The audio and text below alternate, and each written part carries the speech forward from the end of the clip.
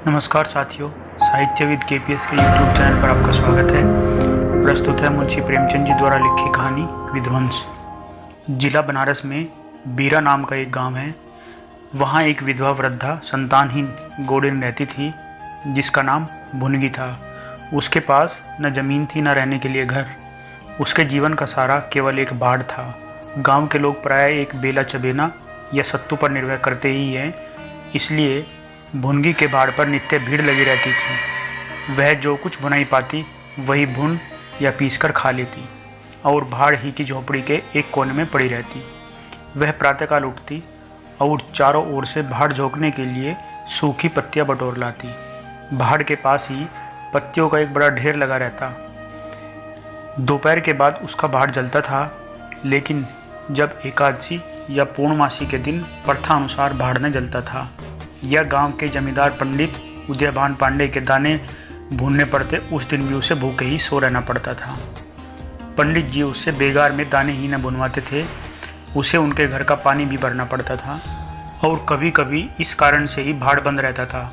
वह पंडित जी के गांव में रहती थी, इसलिए उन्हें उससे सभी प्रकार की बेगार लेने का अधिकार था। उसे अन्याय नहीं कहा जा सकता। अन्याय केवल इतना था कि बेगार सूखी लेते थे। उनकी धारणा यह थी कि जब खाने ही को दिया गया तो बेगार कैसी। किसान को अधिकार है कि बैलों को दिन भर जोतने के बाद शाम को खूंटे से भूखा बांध दे। यदि वह ऐसा नहीं करता तो यह उसकी दयालुता नहीं है, केवल अपनी हित चिंता है। पंडित जी को उसकी चिंता न थी, क्योंकि एक तो भुनगी एक दिन भूखे रहने से मर नहीं सकती थी, और यदि देव योग से मर भी जाती तो उसकी जगह दूसरा गोद बड़ी आसानी से बसाया जा सकता था। पंडित जी की यही कृपा क्या कम थी कि भुनगी को अपने गांव में बसाए हुए थे। चैत का महीना था और संक्रांति का पर्व। आज के दिन नए अन्न का सत्तू खाया और दान दिया जाता है। घरों में आग नहीं जलती। भुनगी का भाड़ आज बड़े जोरों पर था। उसके सामने एक मेला सा लगा हुआ था। सांस लेने का भी अवकाश न था। ग्राहकों को जल्दबाजी पर कभी कभी झुंझला पड़ती थी कि इतने में जमींदार साहब के यहाँ से 2 बड़े बड़े टोकरे अनाज से भरे हुए आ पहुँचे और हुक्म हुआ कि अभी भून दें। भुनगी दोनों टोकरों को देखकर सहम उठी। अभी दोपहर था, पर सूर्यास्त से पहले इतना अनाज भूनना असंभव था। घड़ी 2 घड़ी और मिल जाते तो एक अठवारे के खाने भर को अनाज हाथ आ जाता। देव से इतना भी न देखा गया, इन यमदूतों को भेज दिया। अब पहर रात तक सेंत मेंत में भाड़ में जलना पड़ेगा। एक निराशा के भाव से दोनों टोकरे ले लिए। चपरासी ने डांट कर कहा, देर न लगे, नहीं तो तुम जानोगी। भुनगी, यहीं बैठे रहो, जब भुन जाए तो लेकर चले जाना। किसी दूसरे के दाने छुए तो हाथ काट लेना। चपरासी, बैठने की हमें छुट्टी नहीं है, लेकिन तीसरे पैर तक दाना भुन जाना चाहिए। चपरासी तो यह ताकीद करके चलते बने और भुनगी अनाज भूनने लगी, लेकिन मन भर अनाज भूनना कोई हंसी तो नहीं थी। उस पर बीच बीच में भुनाई बंद करके भाड़ भी झोंकना पड़ता। अतएव तीसरा पैर हो गया और आधा काम भी न हुआ। उसे भय हुआ कि जमींदार के आदमी आते होंगे, आते ही गालियां देंगे, मारेंगे। उसने और वेग से हाथ चलाना शुरू कर दिया। रास्ते को ताकती रही और बालू नांद में छोड़ती जाती, यहाँ तक कि बालू ठंडी हो गई, सेवड़े निकलने लगे। उसकी समझ में न आता क्या करे, न भूनते बनता न छोड़ते बनता। सोचने लगी कैसी विपत्ति है। पंडित जी कौन मेरी रोटियां चला देते हैं, कौन मेरे आंसू पोंछ देते हैं। अपना रक्त जलाती हूँ तब कहीं दाना मिलता है, लेकिन जब देखो खोपड़ी पर सवार रहते हैं। इसलिए न कि उनकी 4 उंगली धरती से मेरा निस्तार हो रहा है। क्या इतनी सी ज़मीन का इतना मोल है। ऐसे कितने ही टुकड़े गांव में बेकाम पड़े हुए हैं। कितनी बकरियां उजाड़ पड़ी हुई हैं। वहाँ तो केसर नहीं उपजती, फिर मुझी पर क्यों यह 8 पहर धौंस रहती है। कोई बात हुई और यह धमकी मिली कि भाड़ खोद कर फेंक दूंगा, उजाड़ दूंगा। मेरे सिर पर भी कोई होता तो क्या बौछारें सहनी पड़ती। वह इन्हीं कुत्सित विचारों में पड़ी हुई थी कि दोनों चपरासियों ने आकर कर्कश स्वर में कहा, क्यों री, दाने भुन गए। भुनगी ने निडर होकर कहा, भून तो रही हूँ, देखते नहीं हो। चपरासी, सारा दिन बीत गया और तुमसे कितना अनाज न भुना गया। यह तो दाना भून रही है कि उसे चौपट कर रही है। यह तो बिल्कुल सेवड़े हैं, इनका सत्तू कैसे बनेगा। हमारा सत्यानाश कर दिया। देख तो आज महाराज तेरी क्या गति करते हैं। परिणाम यह हुआ कि उसी रात को भाड़ खोद डाला गया और वह अभागिनी निसहाय हो गई। भुनगी को अब रोटियों का कोई सहारा न रहा। गांव वालों को भी भाड़ के विध्वंस हो जाने से बहुत कष्ट होने लगा। कितने ही घरों में दोपहर को दाना ही न मैसर होता। लोगों ने जाकर पंडित जी से कहा कि बुढ़िया को भाड़ जलाने की आज्ञा दे दीजिए, लेकिन पंडित जी ने कुछ ध्यान न दिया। वह अपना रोब न घटा सकते थे। बुढ़िया से उसके कुछ शुभ चिंतकों ने अनुरोध किया कि जाकर किसी दूसरे गांव में क्यों नहीं बस जाती, लेकिन उसका हृदय इस प्रस्ताव को स्वीकार न करता।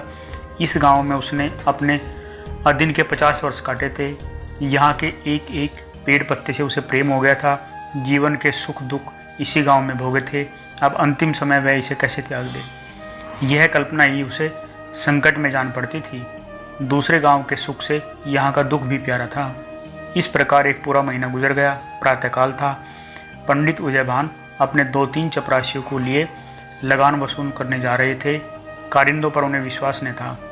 नजराने में, डांड बांध में, रसूम में वह किसी अन्य व्यक्ति को शरीक न करते थे। बुढ़िया के भाड़ की ओर ताका तो बदन में आग सी लग गई। उसका पुनर्द्वार हो रहा था। बुढ़िया बड़े वेग से उस पर मिट्टी के लोंदे रख रही थी। कदाचित उसने कुछ रात रहते ही काम में हाथ लगा दिया था और सूर्योदय से पहले ही उसे समाप्त कर देना चाहती थी। उसे लेस मात्र भी शंका न थी कि मैं जमींदार के विरुद्ध कोई काम कर रही हूँ। क्रोध इतना चिरजीवी हो सकता है, इसका समाधान भी उसके मन में न था। एक प्रतिभाशाली पुरुष किसी दीन अबला से इतना कीना रख सकता है, उसे उसका ध्यान भी न था। वह स्वभाव से मानव चरित्र को इससे कहीं ऊंचा समझती थी। लेकिन हाँ, हतभागिनी, तूने धूप में ही बाल सफ़ेद किए। सहसा उदयभान ने गरज कर कहा, किसके हुक्म से? भुनगी ने हक बका कर देखा तो सामने जमींदार महोदय खड़े थे। उदयभान ने फिर पूछा, किसके हुक्म से बना रही है? भुनगी डरते हुए बोली, सब लोग कहने लगे बना लो तो बना रही हूँ। उदयभान, मैं अभी इसे फिर खुदवा डालूंगा। यह कहकर उन्होंने भाड़ में एक ठोकर मारी। गीली मिट्टी सब कुछ लिए दिए बैठ गई। दूसरी ठोकर नाद पर चलाई, लेकिन बुढ़िया सामने आ गई और ठोकर उसकी कमर पर पड़ी। अब उसे क्रोध आ गया। कमर सहलाते हुए बोली, महाराज, तुम्हें आदमी का डर नहीं है तो भगवान का डर तो होना चाहिए। मुझे इस तरह उजाड़ कर क्या पाओगे? क्या इस 4 अंगुली धरती में सोना निकल आएगा? मैं तुम्हारे ही भले को कहती हूँ, दीन की हाय मत लो, मेरा रुआ दुखी मत करो। उदयभान, अब तो यहाँ फिर भाड़ न बनाएगी। भुनगी, भाड़ न बनाऊंगी तो खाऊंगी क्या? उदयभान, तेरे पेट का हमने ठेका नहीं लिया है। भुनगी, टहल तो तुम्हारी करती हूँ, खाने कहाँ जाऊँ? उदयभान, गांव में रहोगी तो टहल करनी पड़ेगी। भुनगी, टहल तो तभी करूँगी जब भाड़ बनवाऊंगी। गांव में रहने के नाते टहल नहीं कर सकती। उदयभान, तो छोड़कर निकल जा। भुनगी, क्यों छोड़कर निकल जाऊँ? 12 साल खेत जोतने से आसामी काश्तकार हो जाता है। मैं तो इस झोंपड़ी में बूढ़ी हो गई। मेरे सास ससुर, उसके बाप दादे इसी झोंपड़ी में रहे। अब इसे यमराज को छोड़कर और कोई मुझसे नहीं ले जा सकता यहाँ से। उदयभान, अच्छा तो अब कानून भी भगाड़ने लगी? हाथ पैर पड़ती है तो चाहे मैं रहने भी देता, लेकिन अब तुझे निकाल कर ही दम लूँगा। चपरासी से बोला उदयभान, अभी जाकर उसके पत्तियों के ढेर में आग लगा दो, देखे कैसे भाड़ बनता है। एक क्षण में हाहाकार मच गया। ज्वाला शिखर आकाश में बातें करने लगी। उसकी लपटें किसी उन्मत्त की भांति इधर उधर दौड़ने लगी। सारे गांव के लोग उस अग्नि पर्वत के चारों ओर जमा हो गए। भुनगी अपनी भाड़ के पास उदासीन भाव में खड़ी यह लंका दैन देखती रही। अकस्मात वह वेग से आकर उसी अग्निकुंड में कूद पड़ी। लोग चारों तरफ से दौड़े, लेकिन किसी की हिम्मत न पड़ी कि आग के मुंह में जाए। क्षण मात्र में उसका सूखा हुआ शरीर अग्नि में समाविष्ट हो गया। उसी दम पवन भी वेग से चलने लगा। ऊर्ध्वगामी लपटें पूर्व दिशा की ओर दौड़ने लगी। भाड़ के समीप ही किसानों की कई झोपड़ियाँ थीं। वह सब उन्मत्त ज्वालाओं का ग्रास बन गई। इस भांति प्रोत्साहित होकर लपटें और आगे बढ़ी। सामने पंडित उदयभान की बखार थी, उस पर झपटी। अब गांव में हलचल पड़ी। आग बुझाने की तैयारियां होने लगी, लेकिन पानी के छींटों ने आग पर तेल का काम किया। ज्वालाएं और भड़की और पंडित जी के विशाल भवन को दबोच बैठी। देखते ही देखते वह भवन उस नौका की भांति में उन्मत्त तरंगों के बीच में झकोरे खा रही थी। अग्निसागर में विलीन हो गया और वह क्रंदन ध्वनि जो उसके भस्मावशेष से प्रस्फुटित होने लगी, भुनगी के शोकमय विलाप से भी अधिक करुणाकारी थी। कहानी यहीं पर समाप्त होती है। प्लीज़ चैनल को लाइक शेयर सब्सक्राइब अवश्य कर लीजिए। धन्यवाद।